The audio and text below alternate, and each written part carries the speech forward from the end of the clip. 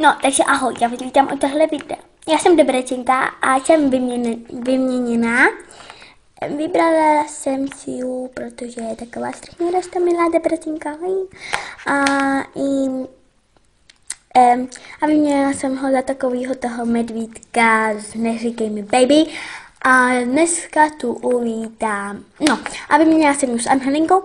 A to je moje kamoška. A dneska tu uvítáme Angelinku. A můžeme si zatleskat.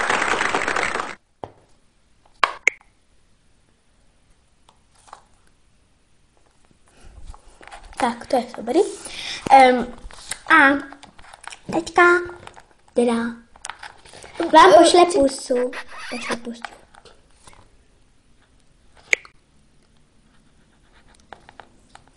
Tak, dobrý. A teďka vám něco řekne o sobě a potom já, tak můžeš. Takže už jsem vám řekla ahoj, nebo neřekla? Neřekla. No tak ahoj. Jsem za kamerou.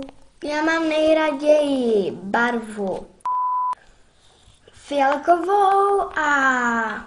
Sakra, nějak si to přerušil, můžeš ještě jednou. Mám nejradši barvu fialkovou, potom ještě... A potom takovou, znáte ji, takovou tu modrou. Tyrkysovou. No tak, tyrkysovou, no. A mám je mi 15 a nedivte se, že jsem taková větší než ona, jsem prostě láboď.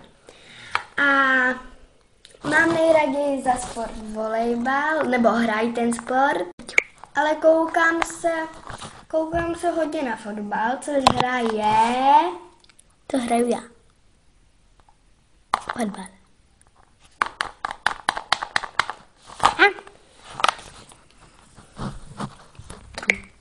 A jo, mám jednoho malého bratra a ten je strašně otravnej a pořád si chce hrát.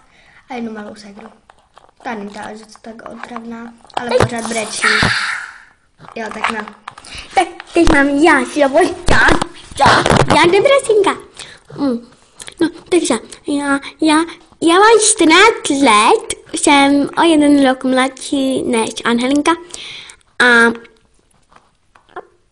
a budu vás tady provázet, protože tam furt spí. A mám bráchu Jacka, kterýho můžete asi znát, je Otama. Teď zvoní mobil. A miluju strašně fotbal a já ho i hraju v televizi. Takový ten holčičí fotbal, ale to je fuk. No, takže už jsme tady všichni. Kde jsi, Angelinko? No. Dobrý. No a... Říkala jsem, mám Jacka. Aha. No a teda takhle. A my bychom si pro vás tady sloučili. A čus bus.